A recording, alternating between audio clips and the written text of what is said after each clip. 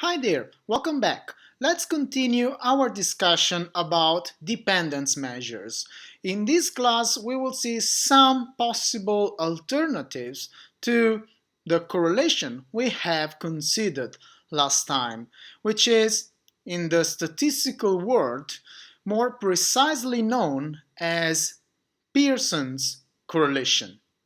As we have seen, in a linear world and under normality, which is somehow like assuming a linear world, correlation is a wonderful measure of dependence, which is able to capture perfectly the linear dependence between two or more random variables. Unfortunately, the world is not linear and not even Gaussian.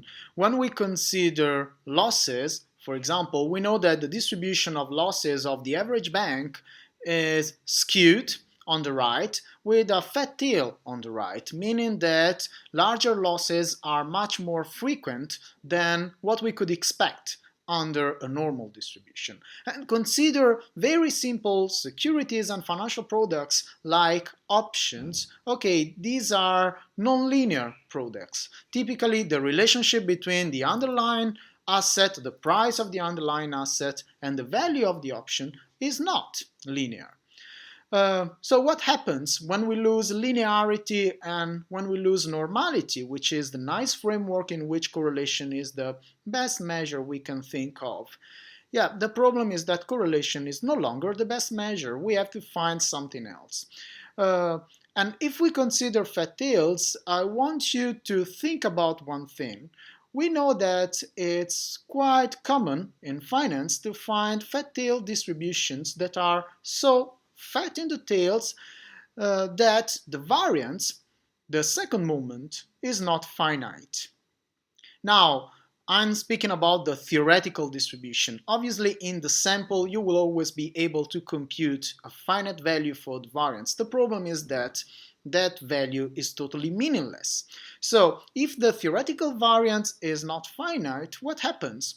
Okay, correlation is not defined. Why? Because look at the ratio that defines correlation. We have the product of the standard deviations that are the square roots of the variances. But if the variances are infinity, then what about the square root? Correlation cannot be defined.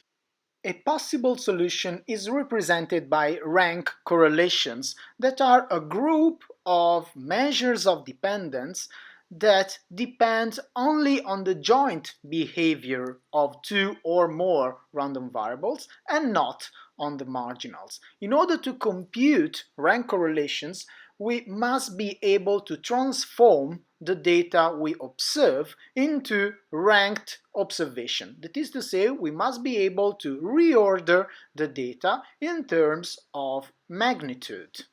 Now consider 2 points in R2, xy and x tilde y tilde. We say that these 2 points are concordant if their coordinates move in the same direction. They are discordant if, on the contrary, they move in different directions. A first measure in the rank correlation class is represented by Kendall's tau. Kendall's tau starts from the observation that if we have two random variables x and y tends to increase with x, tends to move in the same direction of x, then the probability of observing concordant couples of observation will be higher than observing discordant couples of observations. As Pearson's correlation, Kendall's tau takes values in the interval -1, 1, but the interpretation is different. First of all, Kendall's tau is not restricted to the case of linearity. And a Kendall's tau of 1 tells us that the two random variables x and y have a perfect agreement for what concerns rankings, and there is a strong positive dependence between the two. In the case of a Kendall's tau equal to -1, we are exactly in the opposite case, and when Kendall's tau is equal to 0, we are not considering uncorrelated random variables, but independent random variables. As for Pearson's correlation, we can also define Kendall's tau for multivariate vectors. In that case, we will obtain a sort of correlation matrix on which on the main diagonal we have 1s, because the Kendall tau of x with x is obviously 1, and on all the other positions of these correlation matrix we will have Kendall's taus. From an empirical point of view, Kendall's tau can be computed using the formula you see on your screen. That is to say, the number of concordant couples minus the number of discordant couples over the total number of couples we can define in our sample. Another rank correlation measure, another famous one, is the Spearman's rho or Spearman's correlation, which is nothing more than the basic Pearson's correlation that we compute not on the rho observation but on the ranked ones. A very convenient representation of Spearman's rho, which is probably a little bit more intuitive, is to see it as the standard correlation between the probability transformed random variables. So we do not consider x and y, but using copulas, we use their copular representation, so f of x and g of y. If we assume some specific functional form for the copular relationship between x and y, we can compute Spearman's correlation analytically. Here below you see the representation when we assume a Gaussian copula between x and y. Now, if you plug in any value of rho, the Pearson's correlation, you will see that the value you get for Spearman's correlation here below, it's quite close. Why? Because since we are assuming a Gaussian copula, we are essentially imposing a linear dependence between x and y. So look at the three pictures in front of you. In the first one, the three measures, Pearson's correlation, Kendall's tau, and Spearman's rho, essentially agree on the fact that between x and y there might be some positive dependence, possibly linear, but not extremely strong. In the second example, we have that most of our observations are condensed in a cloud where we can really see some strong linear dependence. But on the right, we also have a smaller cloud of points.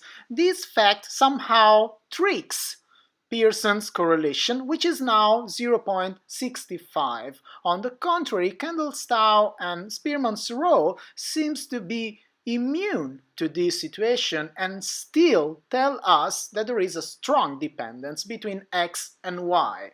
Finally, in the third example, we have a nonlinear relationship between x and y, and both Kendall's tau and Spearman's rho give a value of 1 because you see the points are exactly following a specific pattern that we can really observe. For what concerns Pearson's correlation, the value is high, 0.75, but remember that in this specific case, this is not really meaningful because the relationship between x and y is not linear. The linearity we observe using Pearson's correlation could lead us to very dangerous consideration when dealing with the left and the right tail in the data. When dealing with tails, we can introduce the so-called coefficient of tail dependence. This is a rather important coefficient because we really might be interested in knowing what is the degree of dependence between x and y when we observe extreme events. Because when we are in the bulk of the distribution, actually dependence can be important, but if we consider losses, we are dealing with losses we can manage. But when we are dealing with very extreme losses, there, knowing if there is a strong dependence between the two random variables becomes crucial.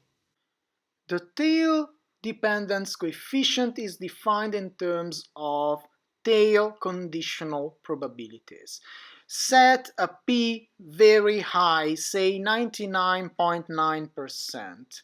The tail coefficient tells us what is the probability that y will be above its 99.9% quantile, given that X is above its 99.9% quantile. Consider we have a portfolio with just two counterparties. With X and Y, we represent their losses. Now, the coefficient of tail dependence, if our quantile is the 99.9% var, tells us what is the probability to observe a loss for y larger than the 99.9% var, given that we have observed a loss larger than the 99.9% var for x. This is a very important information when you are dealing, for example, with portfolio losses during a crisis. The coefficient of the dependence ranges between 0 and 1. 0 tells us that there is no tail dependence. 1 is perfect tail dependence, is comonotonicity in the risk. Assume that our x and y are linked by a Gumbel copula, which is a special type of Archimedean copula with positive tail dependence. Now, in this specific case, the tail coefficient can be computed explicitly, and you see the value on your screen. Now, look at the graph. These data are generated by a Gumbel copula. If we compute the correlation between x and y, we find a value of 0.75, which is a value that indicates a quite strong linear dependence between the two random variables. And this is actually what we can see on the screen. But if you look at the right tail, you see that there the dependence between x and y becomes stronger. And this is captured by the tail coefficient. If we ignore this information and we just consider what happens in the bulk of the distribution, and we just rely on our 0.75, we could really seriously underestimate the tail of the distribution, of the joint distribution. We could really underestimate the strong dependence between x and y when we deal with extreme events. So since in risk management and credit risk management we are quite interested in tail events, it's always important to remember the existence of these type of measures. To enter into the details of the tail coefficient, we would need extreme value statistics, which is something I cannot assume, so I will skip it. Naturally, if you are interested, you can write me anytime, also after this course. You have my email address, so I'm very happy to answer your questions. And actually, extreme value theory, it's my field of research, so I really like it. Now, the point is that we can continue our discussion about dependence measure. There are many different dependence measures, like, for example, nonlinear correlation, even if this is a definition I don't like, and other different rank correlations. My message for you is be free to use correlation, be free to assume linearity, but always remember that you are imposing a structure on the data. And if you know that your data are not linear, then look for an alternative. Don't rely on Pearson's correlation. Most of the models we have seen together can be transformed using the new measures of dependence. So think about that. That was it. Thank you for your attention. Goodbye.